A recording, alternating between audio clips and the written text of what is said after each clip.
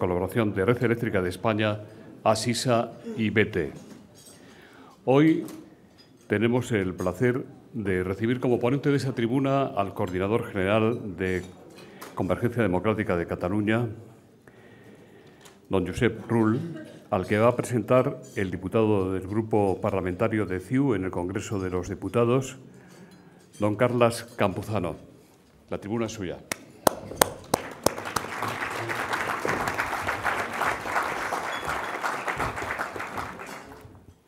Muy buen día, muy buenos días. Gracias por su asistencia. Y he de empezar diciendo que en lo personal me hace hoy una enorme ilusión presentar a Josep Rull, el coordinador general de Convergencia Democrática, en este espacio clásico de discusión y debate en Madrid.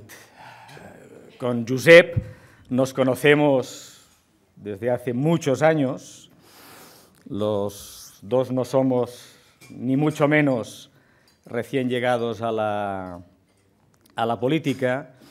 Y Josep Rull, que seguramente todavía en Madrid es un hombre relativamente poco conocido, es bueno que lo vayan conociendo.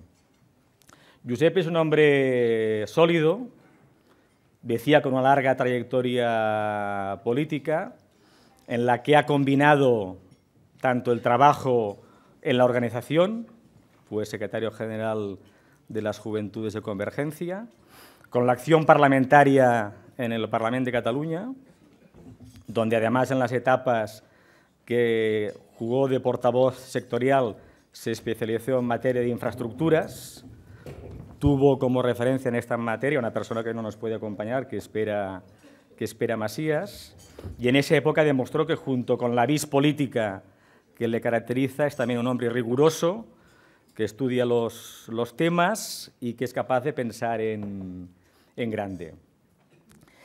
Y además Josep se ha abragado en la política municipal, ha sido el líder y el candidato de Convergencia y Unió en la alcaldía de la ciudad de Terrassa, una gran ciudad del Vallès, del entorno de Barcelona, y siempre las personas que en política han pasado por el ámbito local necesariamente tienen una visión de la política muy vinculada a la vida de la gente, muy vinculada a las inquietudes reales de los ciudadanos.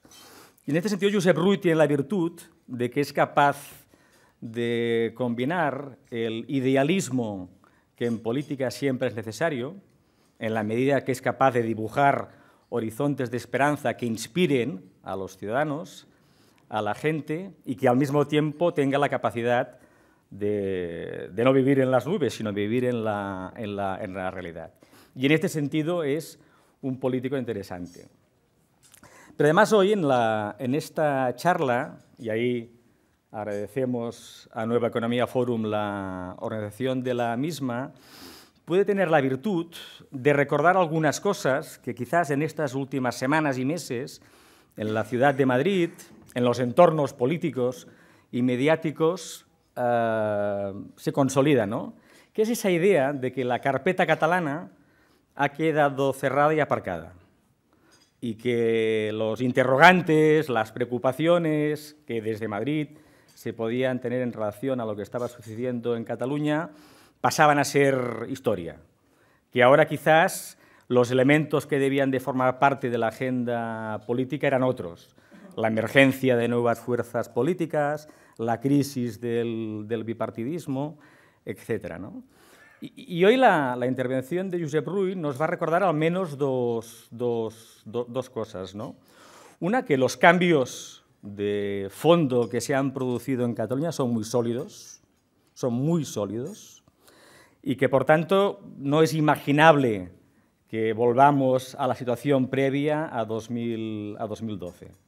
Que hay un cambio de mentalidades que tiene que ver con un cambio de generaciones en la política y en la sociedad, que Josep Rull precisamente forma parte también de ese cambio de generaciones en la política y en la sociedad. Y que, por tanto, en el próximo ciclo electoral, en el ciclo electoral en el que estamos entrados, con las elecciones en mayo municipales también en Cataluña y con las elecciones estatales a finales de este año, la fuerza de ese movimiento social que se ha expresado va a tener su reflejo en las urnas.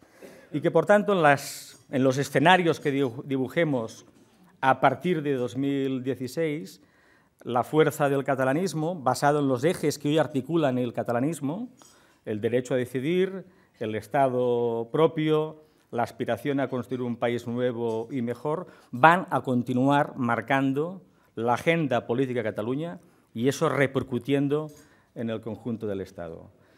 Creo que es bueno escuchar a Rull, porque lo que hoy Rull cuente tiene mucho que ver con aquello que está sucediendo y va a suceder en los próximos tiempos en Cataluña. Suya es la palabra. Gracias.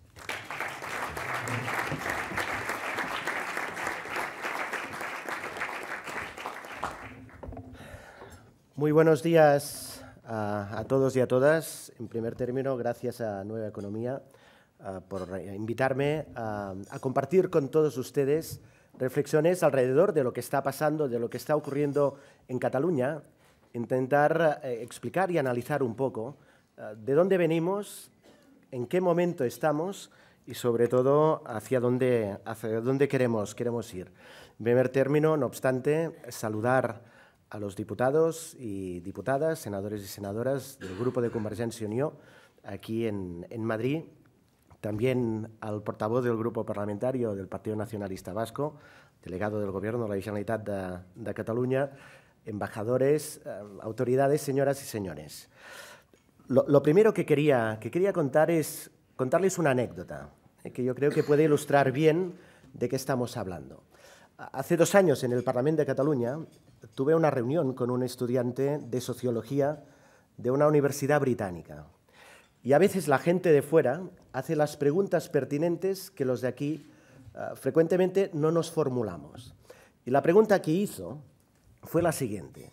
Dice, yo estoy mirando encuestas, análisis demoscópicos, y he visto una cosa que me ha sorprendido extraordinariamente. Esto hace 2 años. Dice, yo he mirado las series de lo que ocurría en Cataluña a nivel de encuestas antes del año 2010, 2009-2010, y veía que el apoyo a la independencia por parte de los catalanes era francamente minoritaria. Alrededor de un 15% de catalanes y catalanas que apostaban por la independencia del país. Dice, y ahora veo que estas mismas encuestas consolidan una posición entre el 40 y el 55%. ¿Qué es lo que ha pasado para que en tan poco tiempo se haya producido un movimiento sísmico en la sociedad catalana de esta intensidad? Esta es la pregunta clave. Si me permiten, esta es la pregunta del $1.000.000. ¿Qué es lo que ha pasado para que haya ocurrido esto? ¿Y qué es lo que ha pasado para que Cataluña, que fue la comunidad autónoma que en el año 1978 apoyó con más intensidad la Constitución española, estamos hablando del 92% de ciudadanos de Cataluña que en el año 78 votaron la Constitución española, a diferencia de lo que ocurrió en el País Vasco, en Euskadi. La comunidad autónoma con un apoyo mayor a la Constitución. ¿Qué es lo que ha pasado para que un sector muy amplio, formado por clases medias de Cataluña, hayan iniciado un proceso de construir algo nuevo, algo diferente? En muy buena medida responde, digamos, a la imposibilidad del catalanismo político de continuar un relato que se inició a finales del siglo XIX con la siguiente idea. El problema común que tenemos Cataluña y España, España y Cataluña, durante muchos siglos ha sido un problema de falta de libertades, de falta importante de libertades. Y el catalanismo político nace con la idea de reconocimiento, evidentemente, de Cataluña como nación, evidentemente, voluntad de modernización de Cataluña, pero del Estado español. Aquella idea que el Estado español también fuese el estado de los catalanes. Esta es una constante histórica. Es decir, nos vamos a comprometer con el progreso, con la modernización, con la democratización, con la europeización. Aquel catalanismo primigenio era un catalanismo que tenía una visión muy clara de Europa ya en aquel tiempo. Esta es la constante, con una fuerza en Cataluña y una fuerza representativa aquí, en Madrid. Ocurrió con la Lliga Catalana, Prat de la Riba en Cataluña, Cambó en Madrid, compromiso amplio para contribuir a la modernización del Estado español, que quiere decir la modernización de todos. También la Esquerra Republicana en la época de la República. Hay el caso concreto, y aquí la representante de Esquerra Republicana, la senadora de Esquerra Republicana, Lluís Companys es nombrado ministro de Marina justamente para estabilizar la situación en la República. Esta doble idea, modernizando España, conseguimos que sea también el Estado de los catalanes. Durante la lucha antifranquista, a través del PSUV principalmente y de otras formaciones, con una conexión muy importante con aquellos que desde diversos ámbitos ideológicos trabajaban por la libertad en España. Y evidentemente este catalanismo político, a través de Tarradellas, a través de Pujol, a través de Maragall, que intentaban justo esto, ayudar a transformar España en complicidad con aquellos sectores modernizadores y liberales y progresistas del Estado español con esta idea.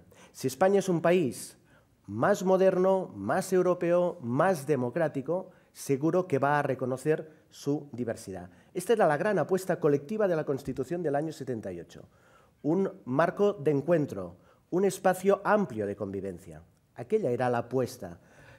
El artículo 2 de la Constitución, que tiene dos partes.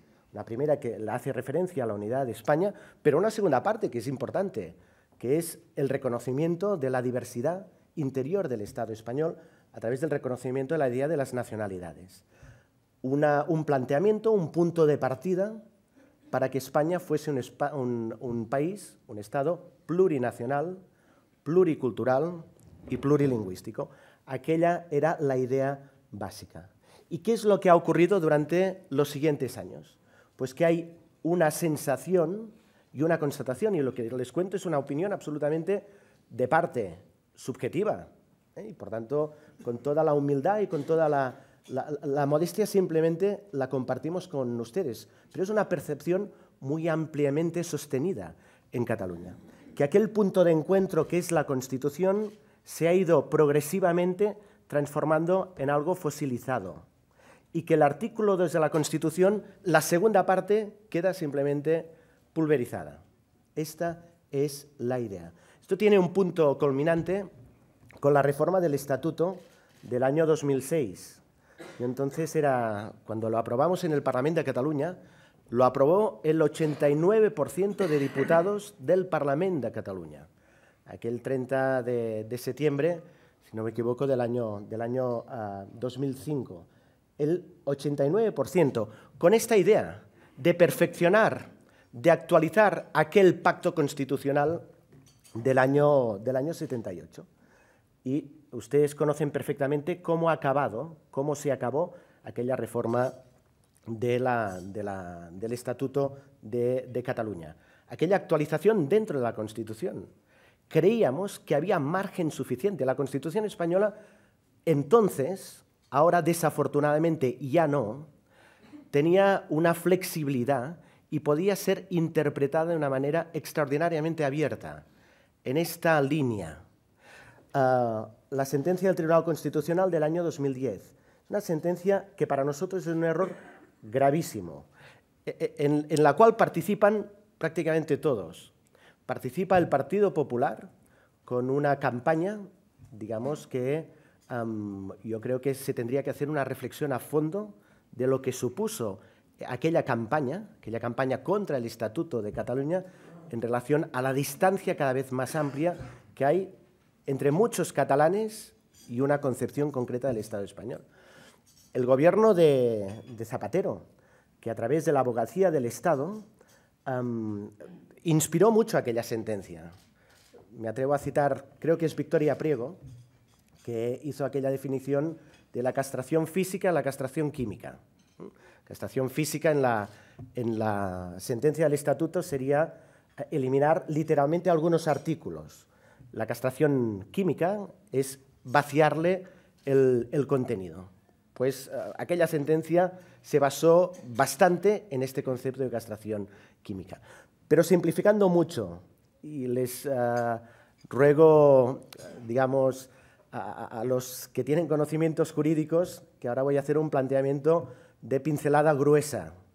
Aquella sentencia básicamente venía a decir lo siguiente: si ustedes catalanes se sienten nación, son nación, España no es su Estado. Dentro de España ustedes no caben. Si ustedes catalanes se sienten nación, son nación, esta no es su Constitución. Y había una mayoría muy importante de catalanes que creían que sí, que aquella era su Constitución y que aquel era un Estado que podíamos hacer compartido, con esa idea de plurinacionalidad que cabía perfectamente en la Constitución del año 78. Esta es la idea básica y esta es la idea nuclear, aquella sentencia del Tribunal Constitucional. Pero a partir de aquí hay nuevos intentos, hay otros elementos, y el presidente Mas, aquí mismo en este foro, en el año 2012, lo explicó, que es la siguiente pregunta: ¿cómo un partido como Convergencia y una coalición como Convergencia y Unió hace en estos momentos un planteamiento explícito a favor de la independencia de Cataluña? Aquel día, creo que era el 13 de septiembre del año 2012, el presidente Mas explicó, hizo un poco de balance de la contribución, de la participación del grupo parlamentario de Convergencia y Unió aquí en el Congreso de los Diputados. Desde los pactos de la Moncloa de Fuentes Quintana, pasando por el golpe de Estado, al día siguiente el grupo de Convergencia y Unió votó a favor de la investidura de Calvo Sotelo a cambio de nada, simplemente porque era importante para la democratización y la estabilidad en España. Y posteriormente, dando apoyo y estabilidad a gobiernos sin mayoría. El gobierno de Felipe González, en la etapa final, que era una etapa muy complicada, muy dura, muy difícil, pero era el momento que España se integrase al Tratado de Maastricht, que quería decir entrar en el euro. Damos esta estabilidad. Y después con los gobiernos de José María Aznar, a pesar del tono cada vez más complicado. Y la última aportación relevante, que es, aún hay algunos diputados, Imma Riera, Carles Campuzano, que Jordi Xuclà, que participaron, creo, en aquella votación, cuando se convalidó un paquete de reformas para evitar que la Unión Europea pudiese intervenir el Estado español en términos similares a Irlanda, a Grecia o a Portugal, estando en la oposición en Cataluña y nosotros, estando en la oposición y con la abstención. Por lo tanto, este compromiso ha sido claro. Intentamos buscar también otros elementos. No solo es un tema de reconocimiento, sino que hay también la percepción en el día a día de la gente que cada vez hay más dificultades para generar prosperidad en Cataluña dentro del Estado español. Y hay el caso muy evidente del sistema de financiación. Después de aquella sentencia del Estatuto aún hay un último intento con el apoyo del 80% de diputados en el Parlamento de Cataluña, mayorías muy amplias que lo que pedían era una revisión del sistema de financiación, un concierto económico con una parte de solidaridad, de rebajar este déficit fiscal que se mantiene entre el 8 y el 10% del PIB de manera permanente, rebajarlo en términos razonables, como ocurre en Alemania, como ocurre en Austria, como ocurre en Canadá, como ocurre en Estados Unidos, razonable. Y cuando el presidente Mas vino aquí a Madrid y tuvo aquella reunión con el presidente Rajoy, el planteamiento era: fijemos las bases, estamos en una crisis durísima, seguro que al día siguiente no podemos conseguir el rendimiento del nuevo sistema, vamos a, digamos, posponerlo. Y también el no fue la respuesta. Y a partir de aquí ustedes conocen el resto del relato. Una tendencia de no solo interpretar la Constitución en términos cerrados, sino una ofensiva recentralizadora de primera magnitud. Y esto es lo que lleva a una parte muy importante de catalanes y catalanas a decir, si el Estado español renuncia a ser el Estado de los catalanes tenemos el derecho y para algunos el deber de crear un Estado nuevo, un Estado independiente. Esta es la idea. ¿Cómo lo queremos hacer? Pues democráticamente, en términos homologables a lo que ocurre en el resto del mundo occidental al cual nosotros queremos parecernos. Hay dos casos que nos sirven de orientación, el caso de Escocia y el caso del Quebec. En Quebec con constitución y con una constitución, digamos, que pone límites al derecho a la autodeterminación, pero a pesar de ello, las autoridades federales canadienses supieron hacer una interpretación adecuada de aquella Constitución para permitir al pueblo de Quebec de expresar dos veces su opinión, su voluntad, y ahora han fijado unas normas del juego claras y explícitas. O lo mismo en Escocia, así es como se plantean estos temas. Y nosotros identificamos diversas vías que las hay en la Constitución española para conocer de manera fehaciente cuál es la voluntad de los catalanes. He tenido la posibilidad de hablar con diversos embajadores y les contábamos esto. Si hay voluntad política, dentro de la Constitución hay margen para hacer un referéndum de carácter consultivo. Es el primero que nosotros miramos de plantear. Francisco Rubio Llorente, conocen perfectamente, que fue vicepresidente del Tribunal Constitucional y presidente del Consejo de Estado, muy duro con lo que estamos haciendo en Cataluña, muy contundente, muy duro contra la ley de consultas que finalmente ha sido también anulada parcialmente por el Tribunal Constitucional, pero planteaba un tema. En un artículo, creo, en el diario El País, que le recomiendo, que decía, hay margen para conocer cuál es la opinión de los catalanes a través de un referéndum que en España tiene naturaleza consultiva. Hay margen para conocer cuál es esta voluntad y para hacer los cambios necesarios con posterioridad, los cambios constitucionales que fuesen necesarios. No. El 8 de abril del año pasado, una delegación de diputados del Parlamento de Cataluña, que representaban una mayoría muy amplia en el Parlamento de Cataluña, vinieron al Congreso de los Diputados y la respuesta fue contundente. Esta no es una vía adecuada. Otra, la ley de consultas. La ley de consultas, yo fui ponente de esta ley de consultas, con una clara voluntad de encontrar espacios de apoyo constitucional. Era una ley hecha, redactada con la voluntad de encajar en el marco jurídico del Estado español. También no, en una sentencia inaudita, pero a pesar de ello, en virtud de la libertad de expresión, reconocida por la Constitución y por los tratados de la Unión Europea y por la Declaración de Derechos Humanos, libertad de expresión, libertad de opinión, derecho a participación, el día 9 de noviembre el pueblo de Cataluña votó. Y volvió a quedar claro que esto no es un calentón de verano, que esto no es un soufflé. Y lo decía Carlos Campuzano, modestamente, se equivocan aquellos que creen que esta, digamos, es un calentón pasajero y coyuntural. Esto es muy, muy sólido. Estamos hablando de un movimiento amplio, insisto, de clases medias de Cataluña que no hacen un planteamiento negativo en relación al Estado español, sino de mucho optimismo en relación a la posibilidad de crear un espacio nuevo de prosperidad y de convivencia. Dato, y hago un paréntesis, de cómo es Cataluña desde un punto de vista de su concepción. Hay un dato que es muy conocido, muy poco conocido, y que nos hace ser muy singulares dentro de España y dentro de Europa. El 70% de catalanes o han nacido fuera de Cataluña o tienen el padre o la madre que ha nacido fuera de Cataluña. Repito el concepto. El 70% de catalanes o han nacido fuera de Cataluña o tienen su padre o su madre que ha nacido fuera de Cataluña. Y el 80% de catalanes defienden el derecho de Cataluña a decidir libremente, pacíficamente, democráticamente su futuro. Y no hay una expresión más clara de sentirse nación, de ser nación, que decidir democráticamente nuestro futuro colectivo. Por tanto, esto no va de apellidos, para entendernos.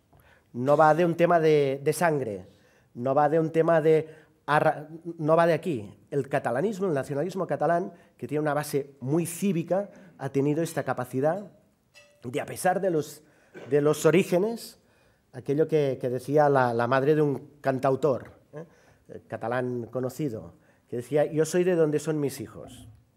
Esto siempre me os he explicado que el nacionalismo catalán, la pregunta que hace a la gente es no de dónde vienen, sino dónde queremos ir juntos. Esta es la idea básica. Y esto ha enraizado mucho el tipo de gente que da apoyo a todo este planteamiento. También 2.300.000 personas van a votar. ¿Y cuál vuelve a ser la reacción del Estado? Utilizar el Código Penal como respuesta a todo. Y querellarse contra el presidente de la Generalitat, contra la vicepresidenta del Gobierno y contra la consejera de Enseñanza. Ir a través del derecho penal, del derecho criminal. Esta es la respuesta, que es una respuesta desde nuestra perspectiva de una miopía grave. Esto se tiene que resolver votando democráticamente. Y hay una línea roja en relación a la cual no vamos a retroceder, que es el derecho a decidir democráticamente que creemos que tiene el pueblo de Cataluña. ¿A dónde vamos? Y voy terminando para empezar el debate. Pues si no hay la posibilidad de hacer un referéndum, que constitucionalmente, insisto, hay espacio suficiente, si hay voluntad política, para encajarlo. Si no es posible hacer la ley de consultas, nos queda una última opción, que es utilizar unas urnas de unas elecciones normales y transformarlas en unas elecciones plebiscitarias. Ya me anticipo. ¿Existen las elecciones plebiscitarias como tales en el ordenamiento jurídico español? No. Pero ¿qué las hace plebiscitarias? Y esto no puede tener ningún tipo de limitación. La voluntad de determinados partidos de presentarse a estas elecciones con una propuesta clara a favor de la independencia de Cataluña. Esto es lo que las hace plebiscitarias. Y vamos a conocer de manera clara, inequívoca, fehaciente, cuál es la voluntad del pueblo de Cataluña. Y en este sentido, el presidente Mas ha convocado elecciones el 27 de septiembre, anticipadas no para hacer unas elecciones normales, al uso, sino para hacer aquel referéndum que no se nos ha dejado hacer con las garantías necesarias. Y ahora ha habido una cierta polémica sobre el papel de Convergència en este proceso. El presidente Mas hizo un llamamiento a las fuerzas políticas para convertir estas elecciones en elecciones plebiscitarias. Y Convergència Democràtica de Cataluña responde a esta llamada del presidente Mas y se va a presentar a las próximas elecciones del día 27 de septiembre con un programa claro, explícito y diáfano a favor de la independencia de Cataluña. Nosotros vamos a utilizar nuestra propuesta electoral justamente para dar recorrido a esta voluntad. Y a partir de aquí, el pueblo de Cataluña va a hablar, va a decidir qué nos gustaría que ocurriese. Pues que hubiese un debate similar a lo que ha pasado en Escocia, donde hay los argumentos del sí y los argumentos del no, y que se haga en términos razonables, de una sociedad madura, de una sociedad adulta. Y a partir de aquí, si hay una mayoría de catalanes que en las urnas, con todas las garantías democráticas, plantean esta voluntad de crear un espacio nuevo dentro, un país nuevo, un Estado independiente dentro de la Unión Europea, pues a partir de aquí, ver cómo se puede gestionar en términos razonables desde Cataluña y España, en el cual tenemos unos vínculos que son de primer orden y podemos hacer las cosas bien hechas. Y nos gustaría poder hacer las cosas bien hechas. Sentarnos, hablar, y creemos que la mejor receta siempre es la tolerancia, la democracia. Y acabaré con una última frase. Las urnas, desde nuestro punto de vista, insisto, lo que les he planteado es absolutamente parcial, es nuestra posición, que sometemos evidentemente a la consideración de ustedes y del pueblo de Cataluña. Las urnas nunca son el problema, las urnas siempre son la solución. Muchísimas gracias.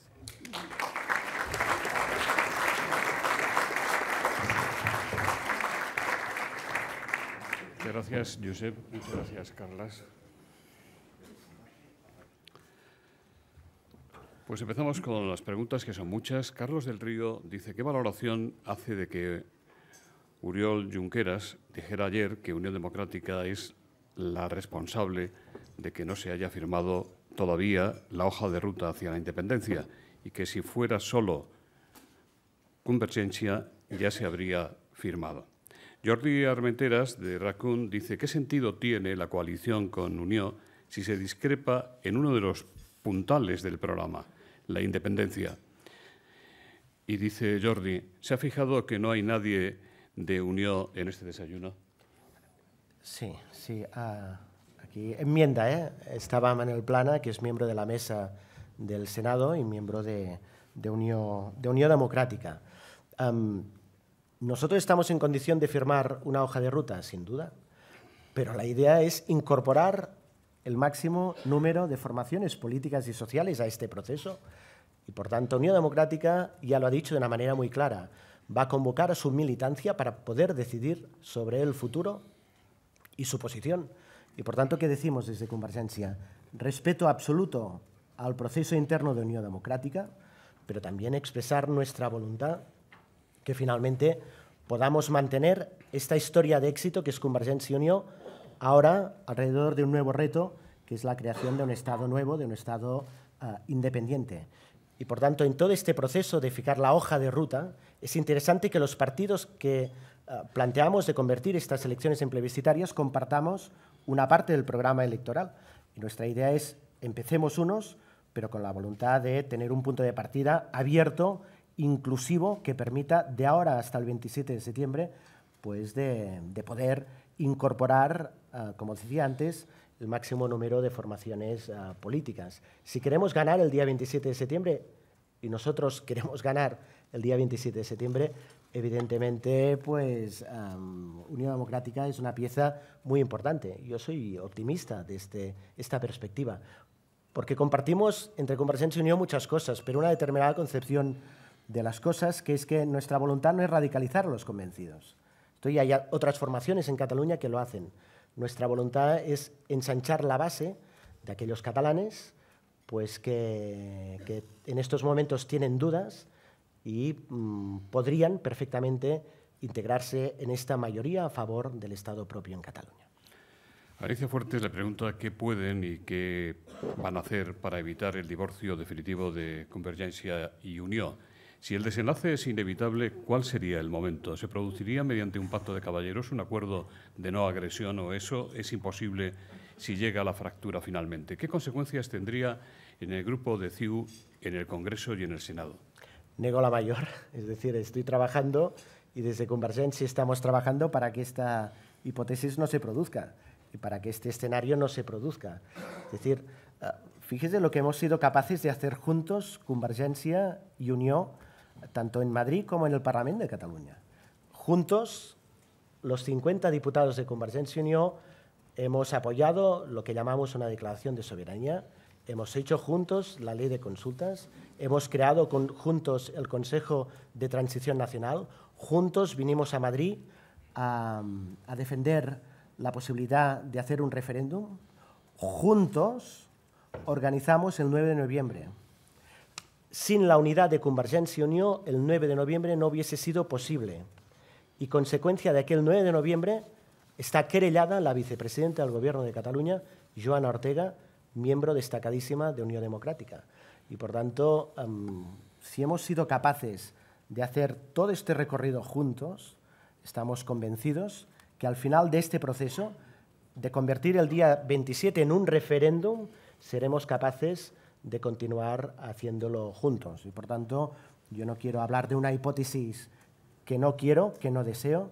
Vamos a trabajar para que el 27 de septiembre, pues Convergencia y Unió vaya junta y con un programa electoral claro y explícito. Esto sí que es evidente que no vamos a renunciar a que el programa electoral sea claro y explícito. Claro en relación a los objetivos, y después todo el proceso, toda la transición, aquí se puede pactar de manera que pueda caber todo el mundo, pero evidentemente el programa tiene que ser explícito, como he planteado en mi intervención. ¿Y esa unión será con el señor Duran i Lleida o sin él? Esto lo tiene que decidir Unió Democràtica i Duran Lleida. Este es el debate interno que tiene Unió Democràtica, insisto, y me refiero a lo mismo que he dicho antes, respeto absoluto a esto que está planteado en Unión Democrática. Solo hicimos una referencia, dimos la bienvenida y aplaudimos esta decisión de Unión Democrática de someter a la consideración de sus bases esta propuesta para el día 27 de septiembre. Carmen Alonso dice, el presidente de la Generalitat dijo que solo mantendrá la hoja de ruta hacia la independencia si los partidos independentistas obtienen una mayoría clara en las elecciones anunciadas del 27 de septiembre. ¿Qué cifra es una mayoría clara en número de votos y escaños? Carlas Castellón, en este mismo sentido, de TV3, dice, si el 27 de septiembre el bloque soberanista tiene mayoría, habrá independencia con más de president. ¿Qué mayoría sería la adecuada? La mayoría para iniciar el proceso es una mayoría absoluta de diputados en el Parlamento de Cataluña. Evidentemente, si además de esta mayoría inicial en diputados hubiese una mayoría en votos, esto daría mucha consistencia al proceso. Y a partir de aquí es el inicio de un proceso que se tiene que desarrollar y culminar. En esto nosotros tenemos una parte de los deberes hechos. Les invito a que lo consulten. Es una invitación muy honesta, muy seria, en un documento que ha elaborado un organismo del Govern de la Generalitat, que es el Consejo Asesor para la Transición Nacional. Informe número 10, que es la transición nacional, cómo se tiene que plantear, desde las elecciones plebiscitarias hasta, digamos, la proclamación final, la creación final del nuevo Estado. Evidentemente, si hay una mayoría amplia, al principio, escaños es la condición necesaria. Si hay votos, mucha más fuerza para iniciar este proceso y poderlo culminar con éxito. Que también es muy importante la actitud del Gobierno de España y de las instituciones españolas de poder hablar, de poder sentarse a ver cómo se canaliza esta voluntad expresada por el pueblo de Cataluña. Alfredo Quesada, de Pavasal, dice, ¿no le parece que para resolver el problema de la financiación autonómica hubiera sido más eficaz actuar junto con otras comunidades autónomas, Murcia, Comunidad Valenciana, también infrafinanciada, en vez de salirse solos del terreno de juego? No, nosotros lo que queríamos era una relación singular, un sistema de financiación singular y bilateral con el Estado español. ¿Lo dice solo Convergència i Unió? No. ¿Lo dice solo Esquerra Republicana? Lo decía. Ahora ya no lo dice ni Convergència i Unió ni Esquerra Republicana. ¿Lo decíamos nosotros? No. Lo decía también el PSC y lo decía Alicia Sánchez Camacho, que planteaba un sistema de financiación singular de Cataluña en el Estado español. Y, por tanto, fíjese cómo lo planteamos en su momento con estas mayorías amplias. Pero esto, insisto, es una pantalla que está superada, que está pasada. Pero si hay plurinacionalidad del Estado, lo que se tiene que superar es la idea vieja del café para todos. Esto es lo que hemos estado intentando conseguir durante más de 30 años, que es que esta plurinacionalidad pudiese quedar reflejada en diversos ámbitos. Evidentemente, uno muy evidente, que es la lengua y la cultura, porque no todas las comunidades autónomas tienen una lengua propia como si tiene Cataluña. En el ámbito de la financiación también hubiese sido un elemento esencial. Así se planteó y insisto, con aquella idea de solidaridad con el resto de comunidades autónomas de España. Aquel planteamiento decía, ¿queremos continuar siendo solidarios con el resto de España? Evidentemente que sí. Esto genera un punto de orgullo para muchos catalanes, el hecho de poder ayudar a otros territorios del Estado, pero esta ayuda tiene que ser razonable y tiene que ser transparente. Me permite un dato, una anécdota muy rápida.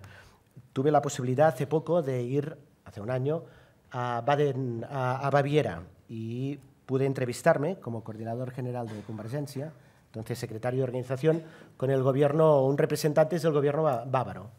Claro, en su modelo, la transparencia es básica. Ellos conocen todos los números. Es la base de un sistema federal. Aquí, digamos, uno de los misterios más, antiguos de la humanidad es las balanzas fiscales en el Estado español. Ahí, si me permiten un poco de broma, hay dos grandes misterios de la humanidad, que es la fórmula de la Coca-Cola y las balanzas fiscales en España. Y esto también, evidentemente, dificulta las cosas. Margarita Sáenz Díez, periodista, dice: ¿por qué una Cataluña con Estado propio será más próspera, más democrática, más europea? Y Jaume Ripoll dice: ¿de verdad cómo pueden creerse que Cataluña sería un Estado económicamente sostenible y con estatus de derecho en la Unión Europea? No, esto evidentemente se tiene que trabajar, pero estamos convencidos que el principio rector de las relaciones internacionales es el principio pragmático. Es decir, y esto es una referencia a la cual una referencia que siempre usamos. Los tratados de las comunidades europeas, en aquel entonces, en el año 90, preveían que sin negociación previa se pudiesen incorporar 16 millones de personas y obtener la ciudadanía europea. Estoy hablando de la Alemania democrática. No, principio pragmático. Los tratados de la Unión preveían la posibilidad que se rescatasen economías enteras. No. Hay el actual delegado de la Generalitat en Bruselas, Amadeu Altafaj, tiene una frase: ha sido un hombre importante en la Comisión Europea al lado del comisario Olli Rehn durante muchos años. Decía: en estos años que he estado en la Unión Europea, he visto que la Unión Europea hacía cosas que parecían jurídicamente imposibles y políticamente impensables. Y las ha hecho. Y al final el principio pragmático es el principio fundamental no solo en la Unión Europea, sino en las relaciones internacionales. Segunda parte o primera parte de la pregunta. ¿Estamos convencidos que sí? Es decir, que nosotros, Cataluña genera suficiente riqueza para ser un Estado perfectamente viable, incluso haciendo las aportaciones amplias al conjunto de la Unión Europea para esta solidaridad. Esto, digamos, está fuera de cualquier duda, dentro y fuera de España, que Cataluña, independiente, sería económicamente perfectamente viable y con la capacidad de tomar nuestras propias decisiones y crear un marco de referencia, digamos, que potenciase, digamos, una economía que es muy abierta, muy exportadora, muy diversificada, con mucha capacidad de conocimiento científico. Solo un dato. Consejo Europeo de Investigación transfiere unas becas importantes a proyectos de investigación científica de primer orden.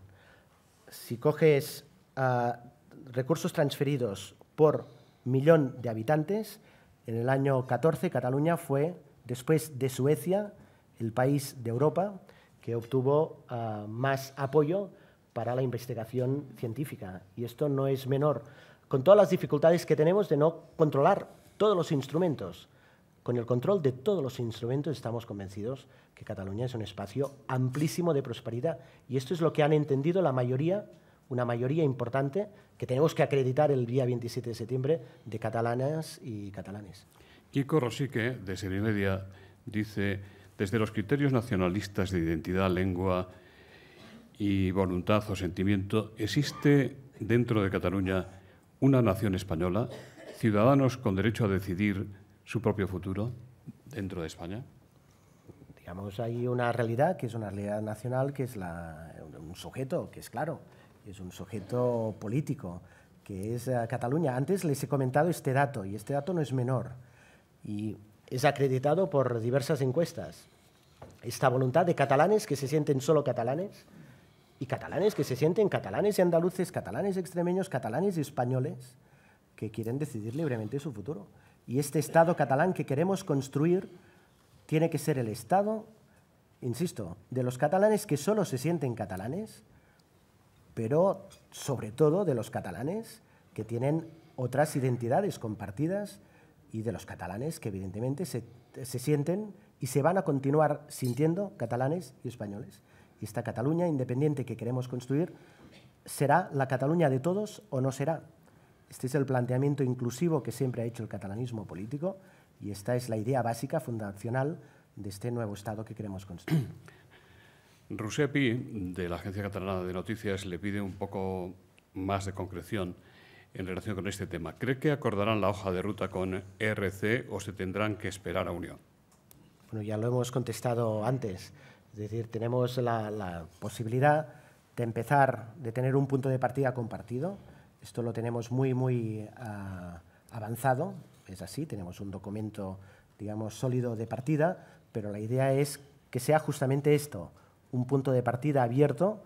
Podemos empezar juntos, determinadas organizaciones, ANC, l'Òmnium, AMI, Esquerra, nosotros mismos, pero con voluntad, nosotros mismos, Convergencia, pero con voluntad de integrar otras formaciones políticas que comparten, que creen en la idea del derecho a decidir y en la idea también de la independencia. Y nuestra aspiración es, hasta el día 27 de septiembre, poder ensanchar esta base, y creemos que estamos en condición de hacerlos. Si ahora, y es lo que decía ayer en una entrevista radiofónica en Cataluña, si somos capaces de explicar a los catalanes que estamos muy avanzados, que tenemos los deberes hechos, esto va a dar confianza, punto de partida conjunto y voluntad de abrir y de incorporar.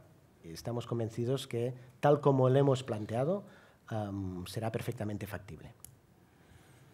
El lunes acabaron las comparecencias de la familia Pujol en la Comisión de Fraude Fiscal del Parlamento.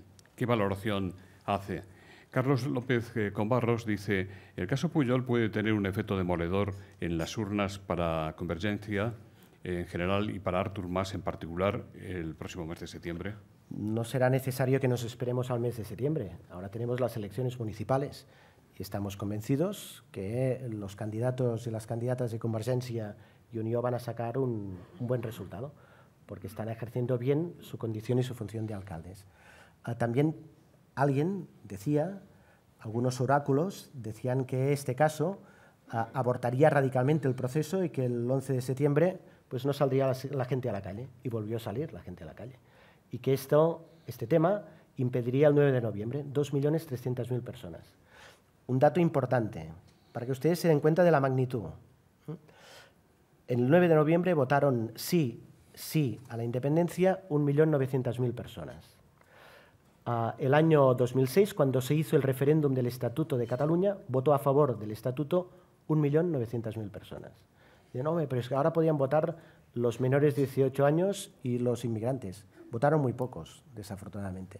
Pero la magnitud es muy similar, estamos hablando de ello. También decían, el caso Pujol va a tener un impacto, evidentemente, desde Convergencia. Este es un tema que lo vemos con mucho dolor y con mucha tristeza, evidentemente. Pero no tenemos que ser nosotros, ni esta comisión de investigación, la que culpabilice o exonere, sino que en un Estado de Derecho está la justicia y la justicia va a decidir. Y, por tanto, respeto a la presunción de inocencia y respeto al escrutinio de la justicia. Manuel Castro dice: Albert Rivera ha celebrado que los nacionalistas vascos y catalanes van a dejar de tener la llave de la gobernabilidad en la política española, según las últimas encuestas, y le pregunta si ese va a ser realmente un cambio de paradigma. El cambio de paradigma no es lo que diga Albert Rivera en relación a la estabilidad en España, sino el cambio de paradigma es lo que les he planteado ahora, que hay un partido, que es un partido mayoritario en Cataluña, que plantea las próximas elecciones con una voluntad claramente plebiscitaria. Este es el cambio de paradigma. Albert Rivera hace un planteamiento de política antigua en relación a Cataluña-España y nosotros hacemos un planteamiento nuevo, diferente. El nuestro, insisto, mejor, es el nuestro, lo defendemos con pasión, pero estamos hablando de dos terrenos de juego radicalmente diferentes. Lo hemos probado todo, insisto, lo hemos probado todo para conseguir el encaje de Cataluña como nación dentro de España. No ha sido posible. Insisto con esta frase que creo que es el elemento nuclear de lo que he dicho. El Estado español ha renunciado, desde nuestro punto de vista, a ser el Estado de los catalanes. Hay muchos catalanes, veremos cuántos, que queremos crear un país nuevo, un Estado nuevo.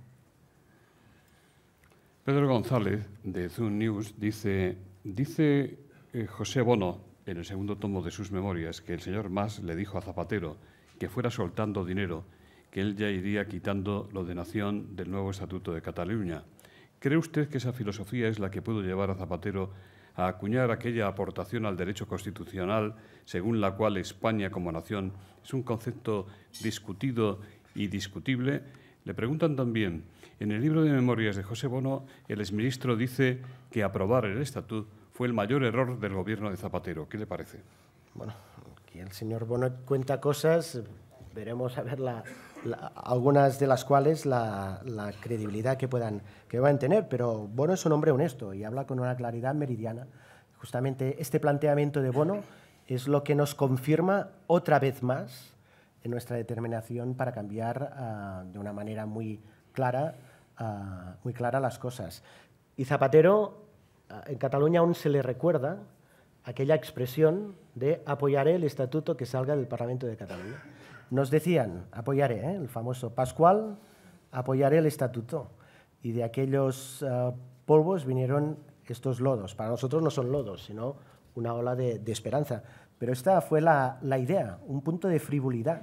Y la frivolidad de Zapatero tiene mucho que ver en lo que está pasando en estos momentos. Fue aquella idea. Y si combinamos Zapatero el apoyaré. Zapatero dijo, si hay una mayoría muy clara en el Parlamento de Cataluña, yo la voy a respetar. Muy clara, el 89% de los votos de los diputados del Parlamento.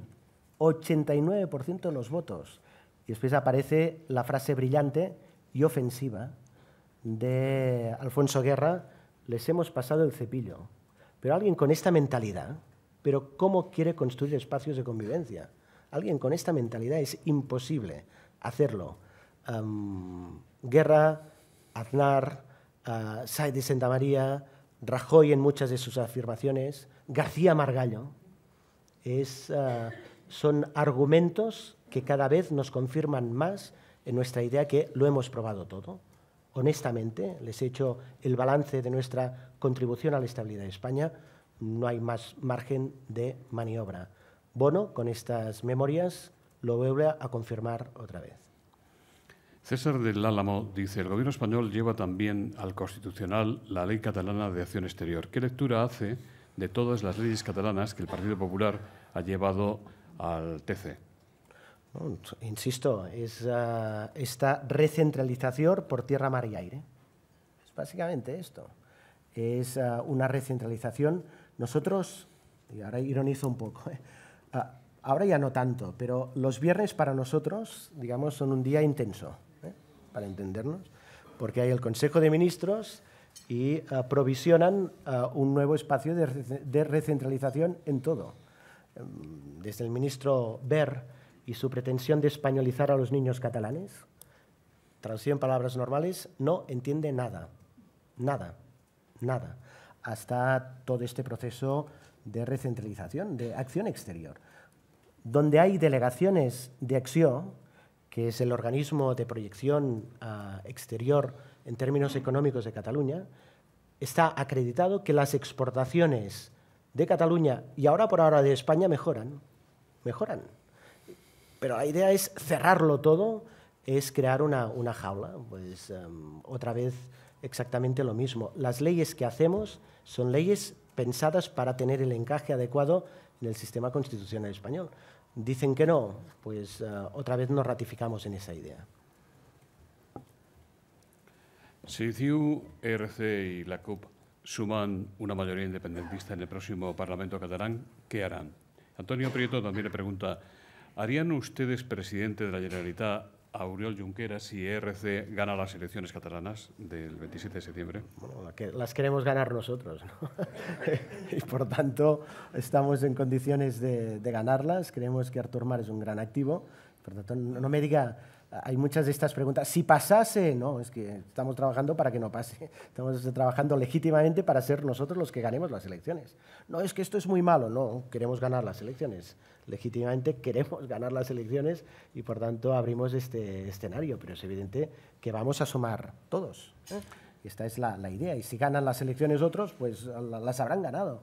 Y nosotros en esto somos absolutamente respetuosos, pero nosotros estamos convencidos que estamos en condición de ganar estas elecciones, a pesar de que nos ha tocado gestionar la crisis económica y a pesar que nos ha tocado gestionar una política de recortes terribles, fruto de la crisis, fruto del endeudamiento desbocado que tenía la Generalitat y fruto del mal sistema de financiación. ¿Qué haremos? Pues insisto, no es que para más detalles, para entendernos, les invito a que hagan esto, lean el informe número 10 del Consejo de Transición Nacional, que explica exactamente cómo tiene que ir este proceso en relación a la negociación con el Estado español, con las instituciones internacionales, la construcción de estructuras de Estado, la elaboración de una nueva Constitución, digamos, todo el proceso transitorio basado en viabilidad financiera del nuevo Estado, primero, segundo, reconocimiento internacional, tercero, orden interior, cuarto, seguridad jurídica. ¿Ese proceso cuánto cree usted que duraría? ¿5, 10 años? No. El presidente Mas, en una conferencia que dio en Barcelona el 25 de noviembre, fijó un plazo de alrededor de 18 meses. Claudia Valencia dice, no son pocos los que piensan que las elecciones en Andalucía pueden provocar un gobierno de concentración PSOE-PP como primer paso para lo que podría pasar en el gobierno central después de las próximas generales. Si ese pacto no llega, ¿cuáles otros son posibles? ¿Qué cree usted que quiso decir Rajoy el otro día cuando aceptó la posibilidad de pactos e invitó a imaginar con quién sería más fácil para el PP? Esto tienen que preguntárselo a ellos, al PP y al PSOE. Nosotros explicamos cuál es nuestra posición y tenemos muy claro qué queremos hacer y con quién queremos hacerlo. Es evidente que un pacto PP-PSOE, en este sentido, dado lo que ha dicho el PP y también lo que ha dicho el PSOE, en relación al tema catalán, ha dicho, no existe Cataluña como nación, no tienen derecho a decidir, no pueden ser consultados, no pueden opinar. Y el PP lo dice de una forma abrupta. Digamos, la diferencia entre unos y otros es, digamos, que en un caso es un tema más tranquilo, más amoroso, si me permiten utilizar esta expresión, y en otro caso es más abrupto, pero al final hay este elemento de incomprensión.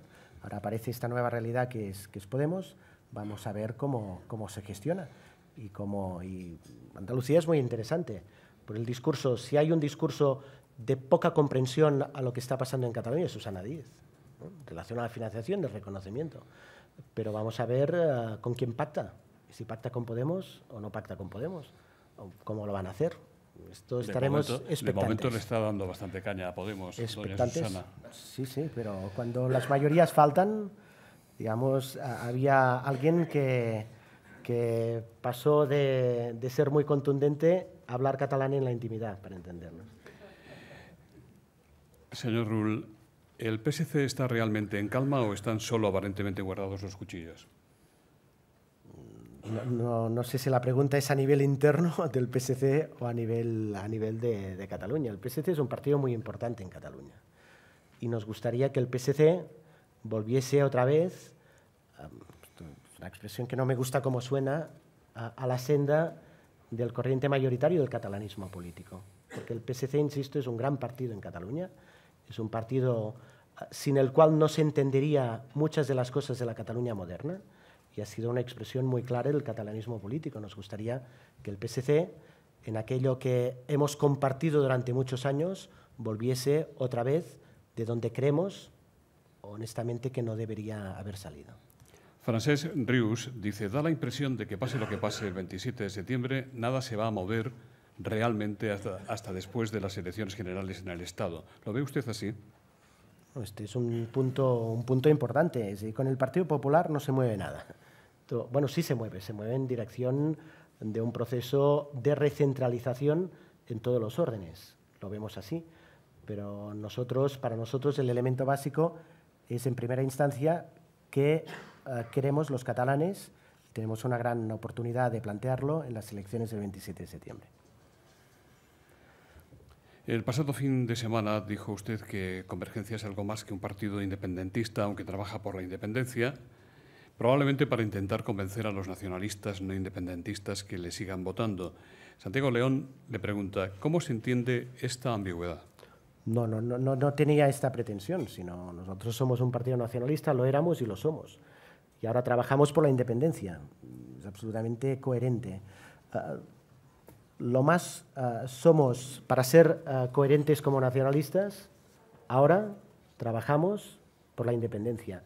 ¿Alguien dice que somos independentistas? ¿Se puede considerar Convergencia como un partido independentista? Sí, pero es algo más. que un partido independentista. Eso es lo que quisimos decir y quisimos explicar.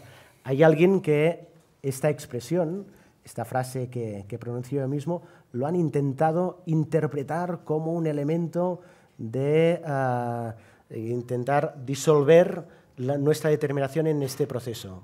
Yo creo que hoy ha quedado muy claro, si alguien tenía alguna duda en este sentido. ¿Voluntad de acuerdo? Sí. ¿Voluntad de pacto? Sí. Pero mucha claridad en los objetivos, que es lo que la gente de Cataluña nos pide. Pero nosotros no vamos a renunciar a ser un partido nacionalista. Lo éramos y lo somos.